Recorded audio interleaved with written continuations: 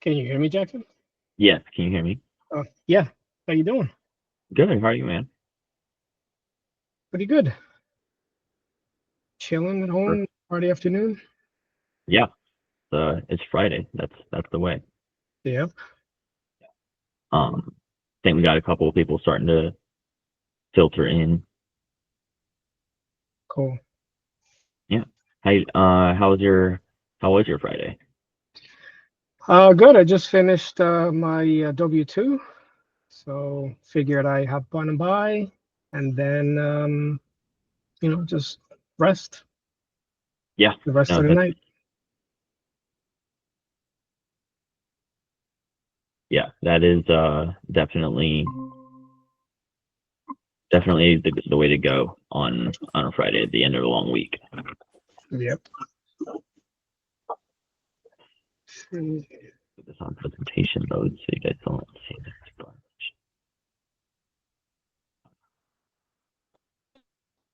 Okay.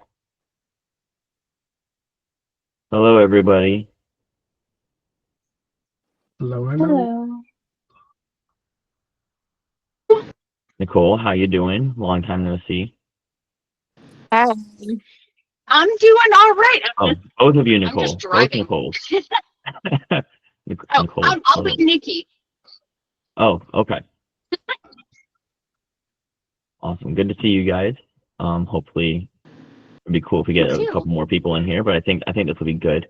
Um, so the kind of intent for this is obviously we're always trying to continuously educate ourselves and educate other people in the community, creative finance, real estate community, about doing PML and about staying safe and about kind of understanding what they're doing, right? So I think most of us currently in the call are have a little bit of experience and are doing PML somewhat regularly or connecting or brokering, what have you. But I think this will be some really good content for people um, that are maybe new to that space and also who just need a refresher on things, right? Maybe they've been out of the space for a little while. That comes up every now and then. It's like, hey, I've never done PML before, or I haven't done PML in a few years, or I've been doing a lot of flips or whatever, right? So this is going to be a refresher on basic private money lending information that you need to know, and then we're going to go through actually a couple of practice rounds with pulling comps and kind of just like napkin underwriting a deal to see like, hey, is this even a deal I should like spend time on before moving forward? So all that being said, if you guys just jumped in, welcome, Julie, Xavier, Alex Xavier, Alex. Yep, how's Xavier? Awesome, that's cool, man. Okay, so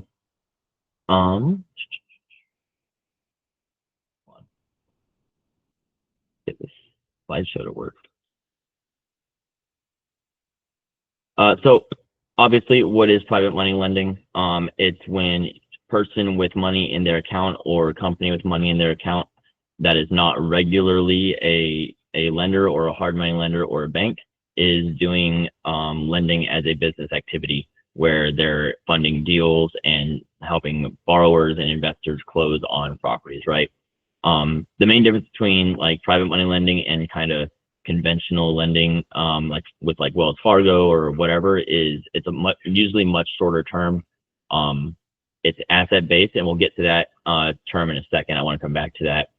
The terms are it's very much up to the lender and up to the borrower to negotiate, right? So like if you go to a hard money lender, they're going to give you their term sheet, and you might be able to negotiate a little bit based on your experience with them, experience in general, based on your relationship.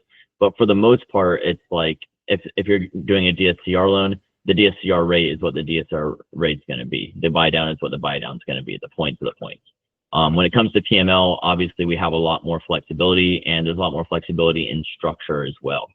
It's really up to us as lenders or up to our lenders to determine like, hey, what are our requirements for like minimum money that we make, minimum requirements of our borrowers, minimum amount of due diligence that we do before we'll even say that we'll fund a deal, right? One of the obviously the most common things that we see PMLs being used on, and probably the most consistent to actually return funds to PMLs, which is like the main point, right? There's two rules: is don't lose money and make lots of money. The most common uses are fix and flips and value add properties, renovations, and there's other situations where you can be a private lender, such as transactional lending, where you're coming in as like a pretend down payment or a temporary funder, and then you're being replaced later. That is also a private loan. It's a little bit less intensive, I think, than what we typically think of as PML, but that's still private money. So how private money lending works, obviously, we kind of know these things. You've got a lender, you've got a borrower. The note writes out all of the terms of your agreement. The promissory note is what says, hey, I, as the borrower, am borrowing money from you, the lender, and these are the terms that we've agreed on, okay? This should absolutely be drafted by an attorney or by the title company, depending on what state you're in. It should not be something that you pull off of DocuSign or Rocket Lawyer or whatever, whether you are in the deal or whether you're connecting. You definitely should not be creating these documents as a connector or broker, because then you start getting to like white collar bad stuff, and we don't want to do that.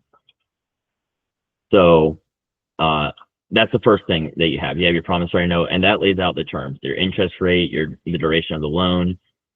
It lays out the expectations of the borrower as far as like whether it's submitting draws or even communication clauses like, hey, you have to send us an update every 2 weeks or every month on like no later than the 5th of the month, saying, hey, this is what we've done so far. This is how much longer we expect it to go. You can include that as part of your contract, and the borrower, if they don't abide by those terms, would be in default on their contract with you. The promissory note is only as good as an IOU. If I sign a promissory note with Nicole and I'm borrowing money from her, and I say, hey, I'm borrowing $100,000 from you for my reno. It's a $300,000 purchase price and a $600,000 ARV, and I sign the promissory note, and she sends the money to me or escrow or whatever, and that's all she's got. That's worthless, right? That's really only an IOU saying I owe you money, but it's not anything that she can collect on if something were to not go according to plan, right? And typically what that kind of entails is, hey, what if Jack gets hit by a car? What if Alex gets hit by a car? What if Andreas gets hit by a car? I never, when I'm talking to lenders and when I'm talking to borrowers, whether I'm in the middle or the lender or the borrower, I never pitch it as what if you default, because if I think you're going to default, or if I think I'm going to default, I just wouldn't do the loan, right? It's like, it's not if you default, it's what if you get hit by a car, how do I get my money back? That's always how I pitch it. And that's a way to kind of like disarm people a little bit. It's like, I'm not coming at you necessarily. I just need to know what happens, right? And so the way you protect yourself as a lender is you get your security instrument. And that's usually in the form of a lien. Now, lots of things can be a lien. You can have you can have like a mechanic's lien. So that's if somebody did work on your house, you didn't pay them, they can put a mechanic's lien against your house, and that allows them to eventually one day probably collect if you ever try to sell the house. That's not something that really lets them foreclose, but it's a thing that gets recorded against the property and needs to be paid off at a future closing. You can do that with a promissory note. You can list collateral in a promissory note and have it in there that it can be recorded. It just doesn't allow you to take your money back, right? What you're really looking for is a security instrument like a mortgage, deed of trust, security deed. Every states call them all kinds of different things, but those kind of the three main terms: mortgage, deed of trust, and security deed. And they're all the same thing. They're all literally the mortgage that lets you say, hey, if you don't abide by the terms of this promissory note that we already signed, if you don't abide by these terms, I'm going to take the house back, and I'm going to take that house and I'm going to sell it or do whatever I need to do to get my money back out of the house. And so that's what actually allows you to do that, right? Because otherwise, like I said, you really just have an IOU, which is great, but it's not really effective at doing anything. And then you've got the borrower, right? So if you're doing a longer term loan, most PML deals are not longer term. But if you've got a borrower and they're looking for a longer term loan and you're just looking for mailbox money, maybe they are using the property as a rental and they're collecting cash flow from that rental, and that cash flow is how they are paying you, right? And so this brings us back to talking about asset-based loans, is that you should, as a lender, look at every deal. You have to look at the borrower, okay? You have to make sure that you feel comfortable lending to this person. But ultimately, what you really need to look at is, can this property do the deal on its own, as long as the borrower doesn't just grossly mismanage things. If the borrower is not being completely malicious, will the property protect my money on its own? And that brings me back to talking about the asset base, right? So a lot of people, they talk about, oh, I'm looking for an asset-based loan. At the end of the day, the only thing that's not asset-based is like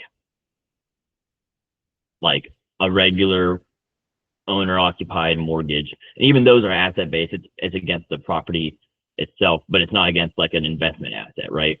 But when you're talking about asset-based from a PML standpoint, from an investing standpoint, you look at the property, you pull comps, you check the scope of work, you have to do all of that. But what you're really looking at has to include the projected ability of the borrower to perform. Because if you're not including the borrower in your calculation of the asset itself, the value of the asset, then you're going to get yourself messed up. Because at the end of the day, the house is not going to fix itself and put a tenant in by itself and pay up for itself. The borrower has to do that. And so when people are looking for asset-based, a lot of times I find them, what they actually mean is, I'm probably going to suck as a borrower, but I still want to do this deal and I need a loan against the house. And that's not all the time. That's not always going to be true, but that's kind of how they feel. And that's why they're like, I don't want people to look at me as a borrower. I want people to look at the asset and give me a loan against it. So just keep that in mind when you're looking for borrowers. If they're being overly specific about saying, oh, I need an asset-based loan, they're probably not your borrower. Do we have any questions on this slide? Perfect. Awesome. Important terminology. So I'm going to talk about loan to value, loan to cost. These are basically it's just a fraction it's literally how much loan is against the house versus how much the project cost or how much the property is worth, right? When you get to loan to value, it kind of spreads out a little bit. You can talk about combined loan to value. You can talk about, which is really, that's the only loan to value that matters. But you also have as is loan to value versus as ARV. So a lot of times as PMLs, we're being asked to lend against a fix and flip, for example, or something needing value add. And you have to kind of take a stab at what is the as is value of the property and what is the value of the property going to be after it gets fixed, and at what point am I protected in that? Because at closing, if you're covering their closing costs and you're covering their down payment, unless they're buying it deeply discounted, you're going to be in a bad spot, right? Because at the end of the day, that's going to result in you being over leveraged. And if they don't perform, if your borrower as part of the asset sucks, then you're going to be in a spot where you have to take your money back and there's nothing to get out of the property. Loan to cost, that's loan to project cost. So a lot of hard money lenders use this metric as they'll say, oh, we do 90% loan to cost, and they'll mix that up a little bit. Sometimes it's 90% of purchase price and 100% of reno. Other times it's literally, they're like, your purchase price plus reno is 200. We're going to give you 180. We're going to fund 100% of the reno. And then the rest of that is what you get at closing, and you have to bring the difference. One of my favorite hard money lenders that I use for all my flips, that's how they calculate it, which I think when they're doing that, it's a little weird. I can't just, if it's a $100,000 purchase price, I can't predict that it's going to be a $90,000 loan at closing. I have to be $100,000 plus 50K reno. What's 90% of that minus the reno? It gets a little weird. But that's how some hard money lenders will calculate it. Really, this is just for you to understand that particular metric matters less for your security on the property itself and more for your security on the borrower, because at the end of the day, as people, we are often kind of guided by our emotions. And if you think that you're going to lose $50,000, then you kind of just like stop working on it and you go do something else. A lot of times people will do that, right? And loan to cost will give you as a PML an idea ahead of time. It's like, hey, if he's spending $150,000 on a purchase and reno, spending 10K on closing costs, and his ARV is 200, and he's going to go, and his plan is to sell it. Well, he's spending 10K on closing costs on the front end, 10K on the back end. He's spending 50K on the reno. He's got holding costs. He's going to make no money at all. Why would I feel comfortable giving him the money for this deal if I don't think he's going to make money? Because at the end of the day, it's like we're all making money. We're all supposed to be making money. And if we're not, then something's wrong. And as a PML, I would not want to be on a deal that at closing, I don't expect my borrower to make money on. You can't always predict that, but you should, this is one of those things that you do ahead of time to just like napkin underwrite the deal. ARV is the after repair value. So if my purchase price on this property is 100,000 and my ARV is 200, that means after I do the full scope of work renovation, my predicted value of the house that I plan to sell it or refinance it at is $200,000. That's what I mean. That's what we mean when we say ARV. We already talked about most of the rest of these terms. I'll talk a little bit about default. Default is when you are in violation of the loan terms, and that can be you're late. It can be you missed a payment. It can be you forgot to send your monthly update or whatever. This does not make somebody a bad borrower immediately. And there's lots of situations that can result in you being in default on the specific loan terms that can be outside of someone's control. So this is kind of a precursor to starting the foreclosure process or taking the property back. And it's definitely it's a red flag, but it does not have to be a deal killer in the middle of the deal. Deals can go long for all kinds of reasons, and it's not always a borrower's fault. And it's just something to keep in mind. Like you as a lender, your borrower goes into default. Okay, I have to start looking a little bit more closely at this deal. I need to start paying a little bit more attention and making sure that the borrower is actively communicating solutions to fix this, right? Because it could just be like, hey, the property is sitting, it's not selling. All of us agreed on ARV at the beginning, but an appraiser came in and gave us an appraisal of $30,000 lower, so I can't refinance everybody out. I don't have the reserves to bring an extra $40,000 to the table to pay you out because none of us expected to do that. So there's all kinds of things that can result in default, and it's a red flag that says pay a little bit more attention to the deal. And if the borrower is not taking steps to remediate or communicate or playing ball, then you have to start considering the foreclosure process and taking the property back. Does anybody have any questions? That was a lot.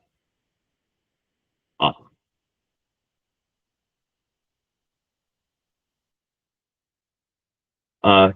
Private versus hard money lending. We already touched on this a little bit. Hard money is a lot of people use them interchangeably. You have hard money and you have private money, and it's money that's literally sitting in an account and it gets sent to escrow. And that's fine. When people say private money, that's fine to use it that way. When I use hard money versus private money as a term, I'm talking about, like when I say hard money, I'm talking about a fund or a bank or a REIT that is like they're doing fix and flip loans and they're doing DSCR loans. They're probably not doing transactional such as EMD or double close or down payment funding on a seller carry, with a mortgage method or a stack method. They're probably not doing that, right? They're mostly, the Kiavi is not going to negotiate points with you. They're not going to negotiate interest. They're also not going to pay that much attention to your experience because they're doing so much volume that at the end of the day, it's like they're expecting some of their borrowers to not perform, and they're okay with that. Private money is much more relationship driven. If it's somebody that doesn't necessarily have the context of real estate investing, you might be able to get actually lower rates. If you're a borrower, you can negotiate lower rates than you'd get from somebody with context or from a hard money lender. Because at the end of the day, it's like, if they give you money to do a deal, you need to think about just the same way that you're trying to solve problems for sellers if you're wholesaling or buying. What problem are you solving for your potential lenders? Like, well, they're making 5% in their high yield savings account or whatever. If I can get them 10% annualized, that's double their current return, and it's backed against an actual asset that may be worth more than what their loan is. And if they have to take it because I got hit by a car, not because I defaulted, I got hit by a car, if they have to take it, then like their money is actually better off in that spot than in a high yield savings account, right? So as private lenders, we're usually not looking for lower rates, but if you're negotiating with family members or just like wealthy individuals that aren't actively in the real estate and they don't really want to be involved, they just want to collect that check, that's a way that you can get lower fees or lower rates or more flexible terms than with hard money, right? Anybody have any questions on this slide? No, we pretty much touched on all of these. And again, just don't borrow from Kiabi. Underwriting, this is a lot. We're not going to really touch on this. This is like a general underwriting format that you can use to kind of go. It's like a flow chart. Everybody's going to look a little bit different in their process. What I want to focus on is the actual basic, I call it napkin underwriting. And it's basically if you're at a restaurant on your phone and you had a pen and a napkin and somebody said, hey, will you lend against this property with these metrics on it? You can pull out your phone and your napkin and pretty much figure out if you should even spend more than 30 seconds on this deal, right? So what you're really doing when you're underwriting, you're assessing the risk and potential returns of a real estate investment to determine loan eligibility, we'll call it. You're comparing you're checking the cost to the loan to cost. You're checking the cost to ARV. You're checking the loan to value, and you're like, okay, these things make sense. Let me dig a little bit deeper into this deal. Maybe you have some pictures to go off of, maybe you don't. But this is your process of deciding, hey, this property and this borrower will protect my money and also make me money, and they are going to make themselves money, which makes me feel more warm and fuzzy. Lots of things to keep in mind when you're underwriting and especially when you get past the napkin stage, right? Napkin stage really just gives you numbers. It's like purchase price plus reno plus closing costs over ARV. That tells you, that's your napkin underwriting. When you get deeper into it, you start talking to the borrower, you're looking at the scope of work. You really want to see that the borrower is eligible to even like do a deal in general, right? So have they done a reno of a similar size? Is the size of the reno concerning if they haven't? Is the property in an area that has seen good appreciation, or is it actually in an area that is there's not very many sales going on, stuff sitting on the market a lot longer? Is it more of a rental neighborhood, and is the borrower planning to rent it, or is the borrower planning to sell it off to an investor? What is the borrower planning to do, and do they have the capability of doing that? And if they don't, does the property have the capability of doing that if somebody else came in and did it for them? And those are the main things that you need to keep in mind when you're looking at lending against a property. Is it's asset based. You got the borrower, you got the house. Do those two things together, molten success for everybody.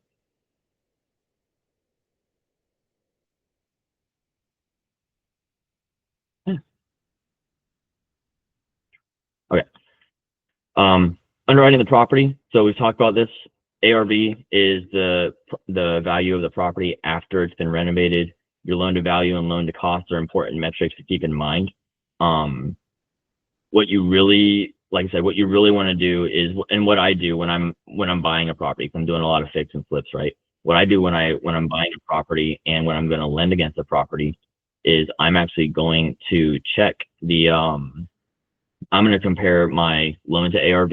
Okay, so when I do loan to ARV, I pretty much do purchase price plus 10K plus reno. And that gets me pretty close to what my loan to ARV is going to be. If I don't already have a term sheet, I haven't completely negotiated with my PMLs or potential PMLs, or I haven't lined a PML up. I'm like, I don't know exactly what those terms are going to be, but I'm going to come pretty close if I do purchase price plus 10K plus reno cost. And that's my loan to ARV. That is not my cost to ARV, right? And that's not my loan to cost either. My loan to cost is like, if I do that, I'm pretty close to like 100, maybe a little bit over even, depending on how deeply I'm able to buy the property. But your cost to ARV, which I don't actually have on here, and that's something I need to correct. Cost to ARV tells you the full project cost if it takes the full duration of the term that you're planning to be in the deal, and does the borrower make money? Like, do I make money as a lender? Like that, your loan to ARV, that'll tell you if you're going to get your money back plus your profits. Cost to ARV is the borrower going to make money, and at what point does he stop making money or she stop making money? Because again, that increases your danger as a PML, is when the borrower stops being at a point where they can feasibly make money, right? At that point, somebody with like a lower level of integrity or a lower level of oomph, if you will, kind of starts to ghost and kind of starts to just say like, it's literally, in a very literal sense, it's not worth me doing anything more to this property and spending time on it and paying holding costs on it. And then they stop paying the hard money lender, and then you're in second position on top of all these default fees, and that's a bad spot to be, right? Which, going back to promissory notes, you should always have a clause in your promissory note, and if your attorney is not providing that, you should. But if there's any superior liens to your lien, they need to be kept current as a condition of your lien, so that if they start missing payments on the first, you have the capacity to foreclose even if they are current with your loan. Or if they are not in default on any other terms of your loan, you still have the ability to take the property. Yeah, property, I mean, the property is the most important part of underwriting and of the asset-based loan. Definitely the most important, but again, the property is not going to renovate itself or put a tenant in itself, right? Some properties do in some states. That's called squatting. So underwriting the property, extremely important, arguably the most important, and I would spend at least as much time on pulling comps and looking at the scope of work and looking at the neighborhood, hop on Neighborhood Scout, whatever, as I would talking to the borrower and looking at their track record. Do they have a track record in that area, etc.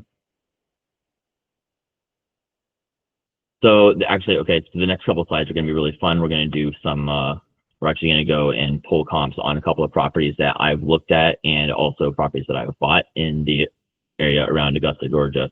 So first thing we're going to talk about, or main thing, we got to know how to pull comps, because at the end of the day, like, appraisals are just going to be all over the place. You can have an appraisal, and when you look at the comps used in the appraisal, they're miles away, their square footage is off, their bed bath count is off. And you're just like, how is it? This doesn't protect me at all. You as a private money lender, if you're not planning to produce a note and then sell that note to somebody else, you actually don't, I would not get an appraisal necessarily as a end all be all, hey, should I do this loan? Hard money lenders like Kiavi, they have to get an appraisal, because what they're doing is they're putting together a whole due diligence packet, and they're going to sell that note to another lender, a note buyer, who is going to want to see the appraisal and is going to want to see like all the due diligence that they did. So that's why an appraisal really, that's where an appraisal actually comes in with like in handy. I don't really like appraisals from a PML or even as a buyer perspective, unless it's something that's really hard to comp, but I feel like really, really good about it. I wouldn't trust an appraisal to tell me what the property is worth. The process that you're supposed to use to appraise is fine. That's pulling comps, right? You're pulling comps based on where is the property and where are similar properties that have sold. How big is the property?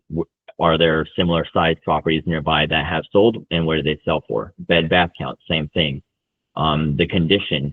When you're pulling comps, you want to, this is where looking at the scope of work comes in really important, is you need to check the borrower's scope of work and say, hey, if all he's planning to do is paint and replace the roof and put it back on market, he is not going to reach the same level of finish as this property that took 6 months to hit the market again, and they bought it at 30K and they have it relisted at 250. You're not going to hit the same level of of finishes, probably, right? Depending on where he's buying it and what condition it's in. And so you have to check the condition of the property as is. You have to check the scope of work. You have to check the amount of money that he's planning to spend, because if you can see he's not planning to spend money on high-end finishes, or you can see that he doesn't have experience with the higher-end finishes anyways, those are yellow flags that you need to pull out when you're talking to the borrower and interviewing and deciding whether to do the deal. Sale date.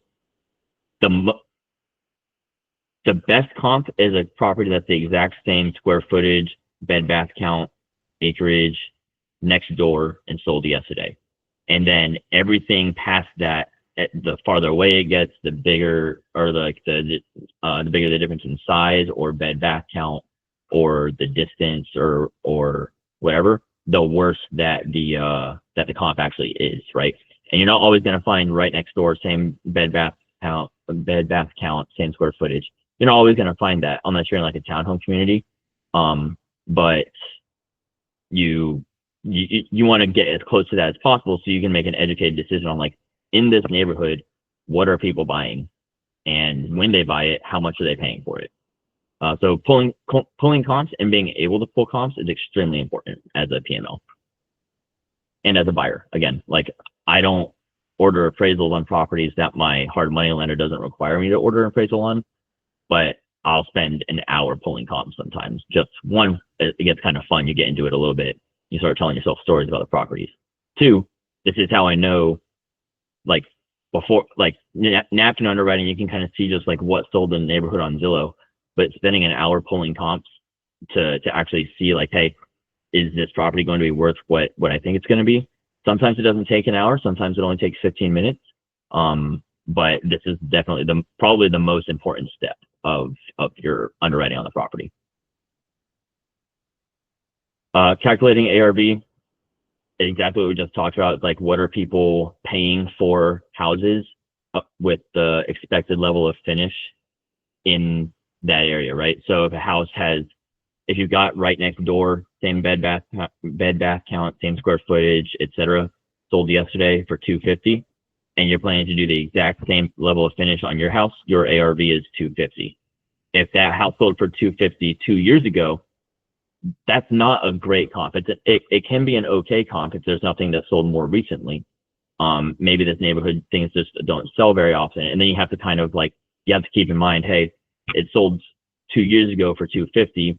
Now it's like, well, was it new construction? What was going on 2 years ago? What was the rate environment? What were the days on market then? What are the days on market today? And that'll help you kind of, like, move your ARV up and down just based on that, right? Because sometimes stuff in certain neighborhoods just isn't selling very often because it's a high level of rentals, right? If you got a lot of rentals in a neighborhood, you're not going to have a lot of comps, and so you do have to get a little creative with it. But it's not really your job as a lender to get overly creative because you're trying to protect your money first. At the end of the day, it's like I said, there's two rules: don't lose money and make lots of money. And if you lose money, you can't make money. So number one is, does the property protect my money? And if you're getting overly creative to justify a loan, then you're probably not protecting your money.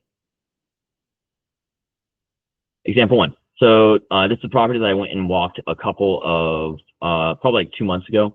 It's in Martinez, Georgia. It's a 3-bed, 2-bath. It looks just like this.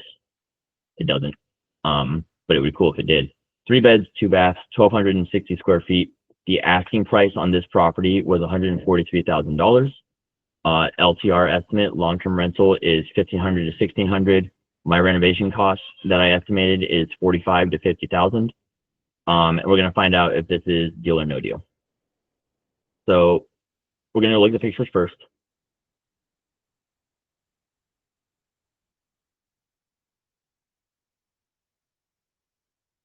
I hope you guys can see this.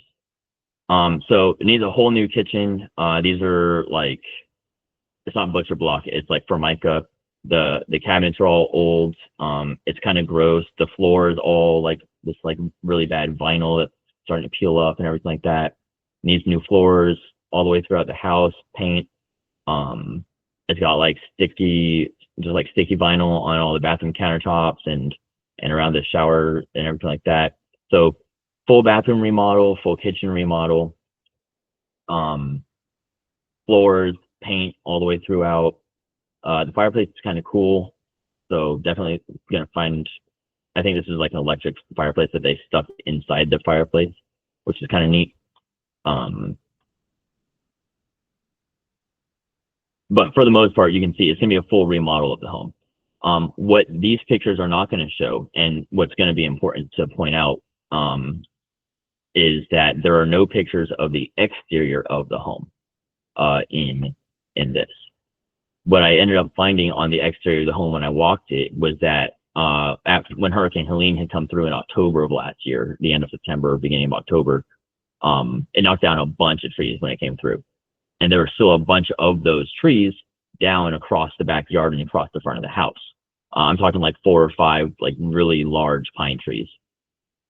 Those are not cheap to get rid of, especially when there's a bunch of them. On the cheap end, like one of my tree guys, I can make most trees go away for around like between $2,000 and $4,000, depending on if it's like softwood or hardwood. So that's it. That would have been around $10,000 to $15,000 of just tree to get rid of. Okay, and that's going to be really important when we get into this, because when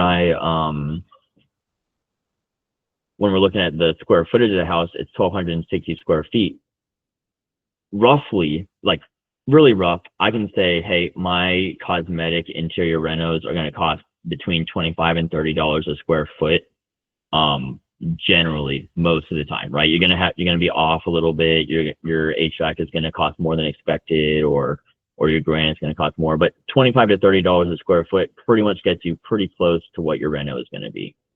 At $30 a square foot, I'm already at $36,000 for the renovation, and that's only the interior, right? And that's gonna be an issue when I go, and I'm also going to go and have to get rid of $15,000 worth of pine tree and do like demo on a bunch of sheds in the backyard and everything like that. So we went to the photos. Now we're gonna actually pull comps. I like to use Privy when I'm pulling comps. It really lines them up very, very clean, and just it allows you to kind of sort them by distance, by size, by date sold, and that's pretty much the main metrics that I use. So right away, we can see there's a lot of stuff that has sold nearby, which is a good thing. Okay, this is good for us to pull comps off of. It makes us feel more confident that, like, hey, you know, if I had to take this property, I could sell it. First of all, if I had to take the property back, I could sell this and make my money back. So what we're gonna do? Good. First, we're gonna sort by distance. What I'd say is right next door is a good comp, right? So less than 1/10 of a mile away, that's pretty good. 3 bed, 2 bath, okay, that's pretty good. This was you can see it was a flip. It was sold. It was bought and purchased twice in a short time frame. That's why it looks like with the bold. And so, you know, like, hey, an investor bought this, an investor resold this for $275.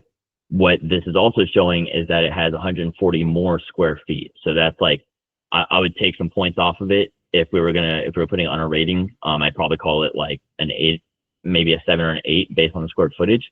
And you can kind of gauge that based on, hey, what kind of stuff is in that neighborhood. Does square footage really affect the price that much, right? Because you can see here, this one is supposed to be 1,900 square feet. It's a 3 bed, 2 bath, 0.13 miles away, and it sold for $278.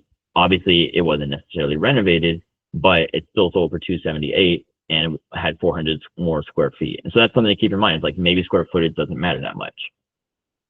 We're going to scroll down to this one. Okay, so this one, 1,200 square feet, so it's less.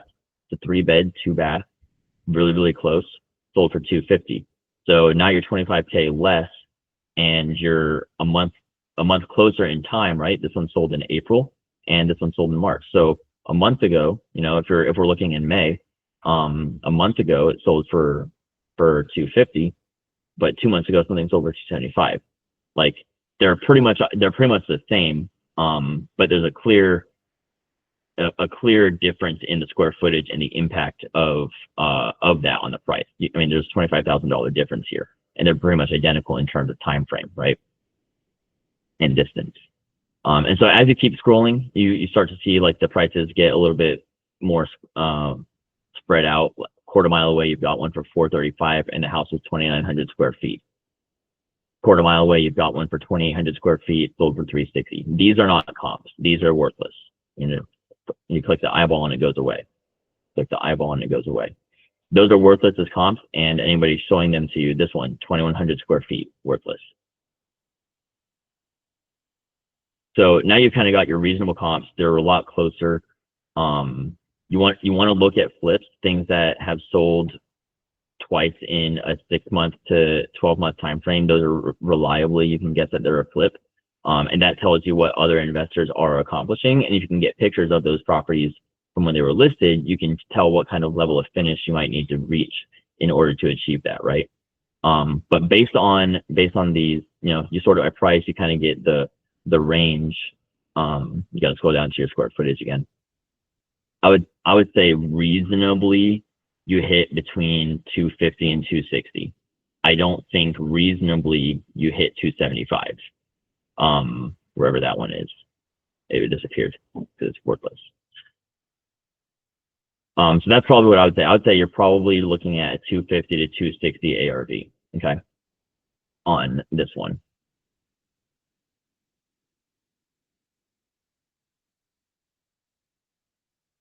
Oh, it still hasn't sold. Cool.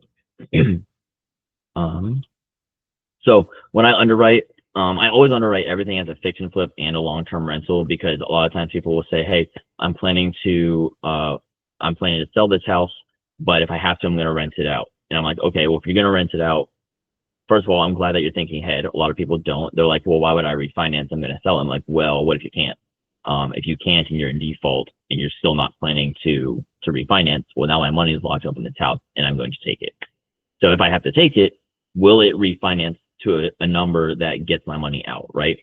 So looking at what it does as a long-term rental will tell you the viability of your borrower's exit strategy if they are planning to exit you with a refinance, especially with a DSCR. A little bit less so with a bridge, but especially with a DSCR, right? So long-term rent rate on that property is 1,500 to 1,600. Is this deal or no deal? So let's do really fast, right? 143 purchase price. Let's say we meet them at asking. $45,000 to $50,000 reno. Let's say 50,000 because we don't want to go under. Okay, so now we're at 193 just project cost. 10K for closing costs, so we're at 203. ARV is 250. So there's a $47,000 spread there, which doesn't have to be bad, but then wait, you've got holding costs. Okay, so you're looking at if you're looking at purchase and reno together 1%, you're looking at $1,500 to $1,800 a month for holding costs. You're looking at utilities. You're looking at you're looking at just like the sale cost if it sat on market for 60 days and you drop the price. Well, now you're cutting off that 250 number. There's really not a ton of, there's a little bit of money in here. And if your crew is really good and you really are smart on your market, then you can make some money. But as a PML, I would be concerned about this deal. I actually offered 135 on this deal, I believe. Didn't get it, and obviously it didn't sell, so I assume nobody else got it either. Wholesaler told me that he had lots of other offers closer to their win it now price, so obviously that wasn't true. Probably because they had offers without seeing the trees, and then they saw the trees and were like, we can't do it anymore. So for this one, it was a no deal for me as a buyer, and it would definitely be a no deal as a PML if somebody said, hey, I want you to fund my full down payment and closing costs. It would have been a really nice house. I had to get it at 135 to make the numbers work, or 130, I believe. And it didn't work out for me because they wanted to have more, and that's fine. You don't have to win every one. This one, 5452 Thrasher Lane. So I actually bought this one subject to, and I brought a PMP onto this one for the acquisition, and we made a lot of money on this house. It's a 3-bed, 2.5-bath townhouse. Got 1,859 heated square feet. It's 2 levels. The leftover loan amount on the property at closing was $245. And it was a VA loan, which tells you what it tells you that when they bought the house a year prior, they probably bought it at like 103% leverage because you roll your closing costs and all your other costs into the loan, because why wouldn't you? It's a free house until it's not. Renovation costs, almost nothing is ever less than $10,000. Like it costs $5,000 just to probably paint the interior.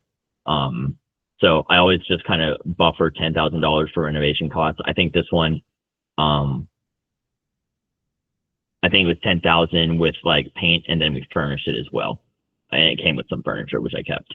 Long-term rental estimate, $1,800. The PITI was $1,859. And we're underwriting this for fix and flip and long-term rental as a PML. As a PMP, and I had a different exit strategy than long-term rental or fix and flip, it worked well for us. As a PML, if I was to say, hey, I want you to lend me the $15,000 and I'm planning to pay you back in a certain amount of time, you need to know how are you going to get your money back. I just told you this is a subject to property with a VA loan at 103% leverage at purchase. There is no equity in this house where if you took the property back, you can get your money out. You can't sell it and make money. You're probably going to write a check at closing just to sell the house with the loan that's currently on it, right? So let's go full comps just to make sure that we're not crazy. Yes. Boom. All right, here we are. Sold for $251,353. So that was $245 loan balance plus $5,000 cash at closing to the seller. It's in a townhome community, new construction. Literally was built in 2022. I bought it in 2024. They bought it in March of 23. I bought it in April of 24. Literally a year after they bought it, right? So that tells you, hey, if they paid $250 for it with a VA loan, they probably got a loan for $255. Okay, that's probably what happened. And so when I bought it for $245, it's actually a lower loan balance than I would have expected it to be. Obviously, because it's a townhome community, it's really easy to pull comps. Okay, we're gonna throw it up here on the lot line view on Zillow, and you're gonna see, oh look, all of the houses are selling for very similar numbers because they're all identical to each other. So the townhomes really easy to comp. Condos really easy to comp. You just go off the square footage, and you pretty much know that it's going to be an identical unit, right? And so this is a new construction neighborhood. Like I said, this one was built in 2022, so it's not hard to pull comps on this as a purchase, right, or as a sale. That being said, if I know that everything is kind of worth $250 in the neighborhood, and I know that my potential borrower has a purchase price of $245 plus $5K cash to seller plus closing costs, I know that the cost to value of this property is going to be $260 when the property is only worth $250 at best. And that as a PML on an equity deal where there's some other exit strategy that you're accomplishing as a PMP, that's cool, that's fine. As a PML, this would not be a safe deal to lend against. And I just gave away the answer as far as deal or no deal, but it would not be a safe deal to lend against because there's no equity to protect your money. If you had to foreclose, you took the house back, that's great. You have the house now, but you're not on any of the subject to documents. You can't refinance. You can barely make payments to the lender successfully, right? Unless you're like works it out with your borrower to get on the subject to documents. And so this would be this would not be a good position to be in as a lender on a property that has no equity and no way for you to take control of the deal and get your money out. Last example, 3683 Old Ferry Road, Martinez, Georgia. I did buy this one. The asking price was I think they actually started at like $255. The wholesaler did not have a good idea of what the renovation was going to actually end up costing. I brought the same PMP I bought 5452 Thrasher with. I actually bought this one with as well. So I did not use true PML on this, but I did use an equity partner, and we closed in the same LLC. But let's look at this. So asking was $245. Long-term rental estimate is around $2,200. After refinancing, I now have a DSCR or a DSCR payment of about $2,300. So long-term rental, kind of lame. The renovation cost was about $55,000, and then we furnished it. So that was another like 10, but that's not really something you include in the does the numbers buff as a rental kind of question. We're going to go straight to pulling comps. I already gave you the reno estimate is about 55. Comparables on this one were a little bit harder to pull. It was not completely easy. It's in an area where a lot of things are selling, but it's like the smallest house in the neighborhood, square footage wise. And so it was not completely simple to pull comps on it, right? So it's a 4-bed, 2-bath. So if you sort by bed bath count, there's only a couple of houses nearby, right? So this one sold, actually this is very helpful. This one sold in April of 25 for 310 as a 4.2 with a little bit less square footage. So that's good for me. Less square footage, 310, sold like a couple months ago. So that's a good comp, right? This one could be a good comp, 502 Granite Point. And in fact, I think it's actually one of the comps that I used when I was pitching my ARV when I decided to buy a house. Hey Jackson, are you sharing your comps? Oopsies. Hold on. I forgot to share the screen. I'm sorry, guys. Hey, no worries. I All was right, can you like see it really now? getting. Yeah, I was like, wait, You're like, why is he talking What's he- so much? We already what's saw he the screen. talking about? Thank you. Thank you. Yeah, for that. absolutely. Anyway, so this comp, 3934 High Chaparral Road, sold in April of 25 for 310. This comp here, 502 Granite Point, sold in September of 24. It's July of 25 now. This would not be a good comp if I was buying this house today. It could be an okay comp. It's less than a year old, but it would not be like an A+, right? It'd be like a C if you were trying to grade it on like a A to F scale. But this actually at the time was one of my stronger comps because I closed on this in October of last year. And I was like, hey, this house, it's in a slightly, like a little bit outside the neighborhood in a different little subdivision, but it's really, really close. Other stuff is matching that kind of pricing. This makes sense. Sorting by distance, you've got a much smaller house going for 270. You see 600 square feet off. You've got this one sold for 295, 0.15 miles away. It's on the same road. This one, 2,200 square feet. It's a little bit over on square footage. It's just barely over a quarter mile away. It sold for 370. So that kind of sets like, hey, probably like the absolute most I could sell mine for is less than 370, but also the minimum should be around, I would say 295 because this house has 300 less square feet and sold for 295. This one, like I said, it was hard to comp. There's no identical properties. They're not next door. They didn't sell yesterday. So this one, I really had to practice and kind of pull some numbers together. I forced the deal a little bit. As a buyer, I forced this deal a little bit. The numbers weren't perfect. It's turned into a perfectly fine furnished rental. I have a no prepayment penalty DSCR loan on it, so I can sell it whenever I want. The appraisal got it at 320. That's what it appraised at. I was aiming for like 340.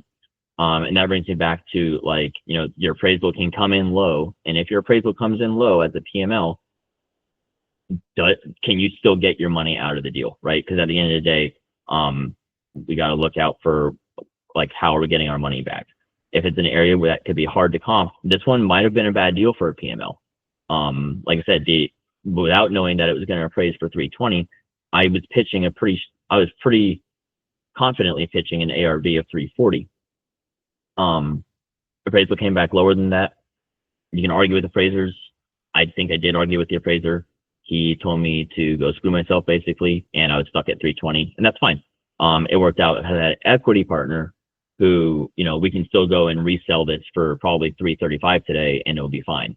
But if I had a PML, it would have been a bad spot because I would have been kind of in a situation of I have to bring $20,000 to closing, for example, for the refi to get them paid out. But that would have sucked, bringing $20,000 to closing just to refinance, right? That would have sucked.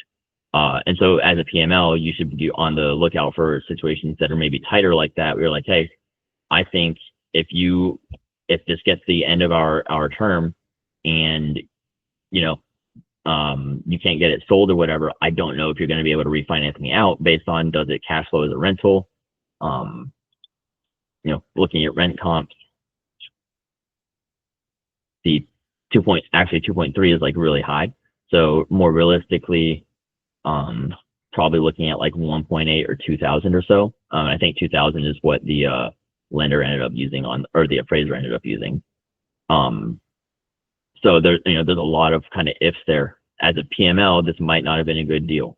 As a buyer, it's kind of turned into like an okay deal, like a B. I would call it a solid B, just because I do think I could resell it for probably 340, like I said, whenever I feel like it. But yeah, that's this one. So Hey, Jackson, hope, yes. why is it attractive for you or the PMP on this deal when there's like so little room in the deal? Like, even if you sell it off, you're not making much. 20,000 off this asking price. And so two things. One, my reno cost was 55. My reno estimate was 45. Two, I cut $20,000 off this asking price. So I got it at 225, and I projected a $45,000 reno cost. It ended up going up to 55. There was like a lot of like cats in that house at one point. And cats are incredibly expensive to clean up. Yeah, a lot of cat pee. But yeah, so on this one, like part of it was, like I said, I forced the deal, and I'm open to acknowledging that I'm doing it right now. I forced this deal to happen, and it's worked out as a furnished rental. If we resell it, I still think we're going to sell for 340. It's not great numbers, it's okay numbers. We did the deal as a PML. I probably could not have brought a PML on this deal, and that's actually a metric I'm using for myself now when I'm buying a deal. It's like, can I even bring a PML on this safely? If I can't, then it's just a deal that I pass on. Or when I make my offer, I'm like, this is the offer at which I can bring a PML on my deal. For this one, this kind of like was building our portfolio, and I was like, okay, this is an appreciating neighborhood, and it'll work out with the furnished rental. Okay. So, but at the end of the day, like, if you were to split what you made on the resell, you're only making like around 20K for each of you, right? It seems like a lot of work, a lot of renovation work and headache and all that stuff, play with cat pee to make like such a thin margin. So you're saying that maybe this wasn't the best one, but absolutely. Okay. And and you're right. And not everyone is a home run, and that's important, right? So like when we're not going to pull up my track record today, but I have a lot of stuff on my track record that it's like, this is like one of my earlier deals. Probably shouldn't have done that one. That one definitely shouldn't have did. This one, C-.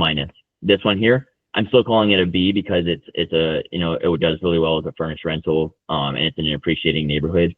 So I'm comfortable with it. But yeah, definitely like a B at best, right? Probably closer to a B-.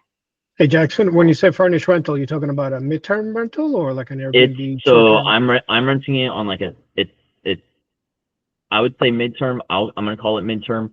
It's longish term to a company that rents furnished housing to soldiers in the Augusta area. So it's like call it corporate midterm.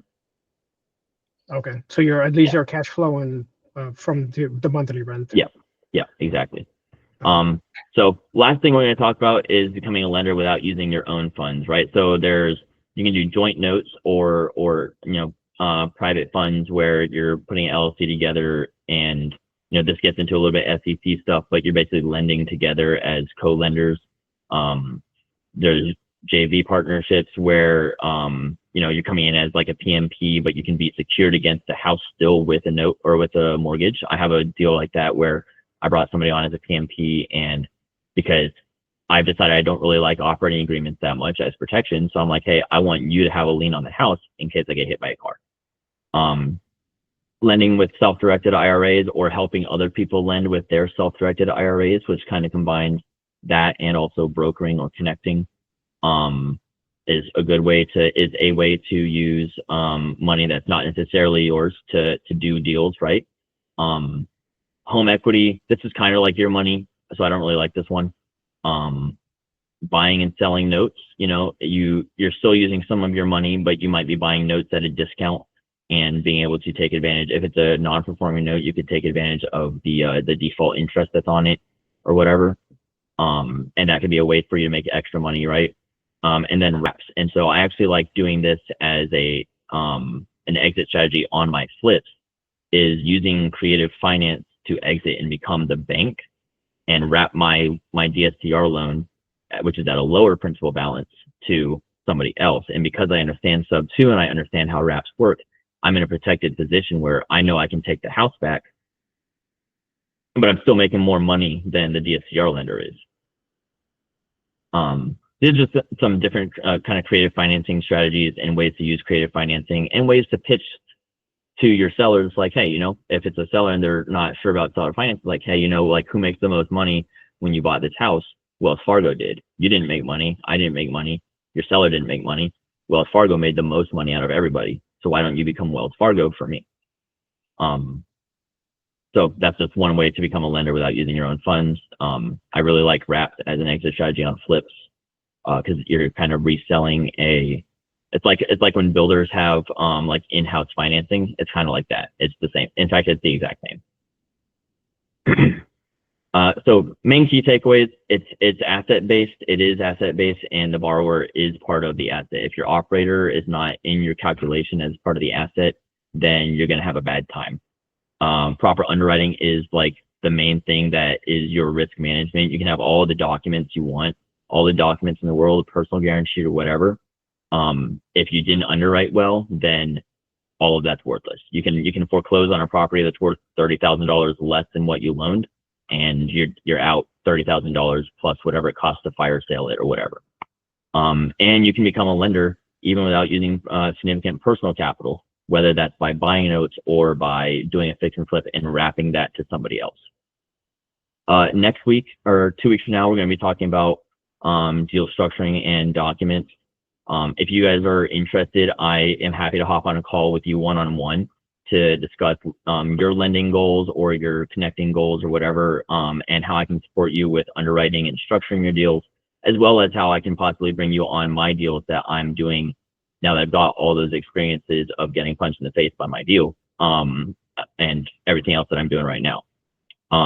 This is going to be available on the last installment of this 5-part series, so stay tuned for that. I think it's gonna be really cool. It's gonna come with examples of documents and kind of like a step-by-step workbook for everybody. Here's my email. Here's my Calendly. I am out of time. I have another call I was supposed to get on 10 minutes ago, but this was really fun for me talking to all of you guys, and I hope it was valuable. So if you guys have questions, feel free, please post them in the Facebook event or shoot them to me over text or Facebook Messenger, and I'll either address them right there or I'll address them on the next call. So thank you guys. Y'all have a good evening. Thanks, Jackson. Take care.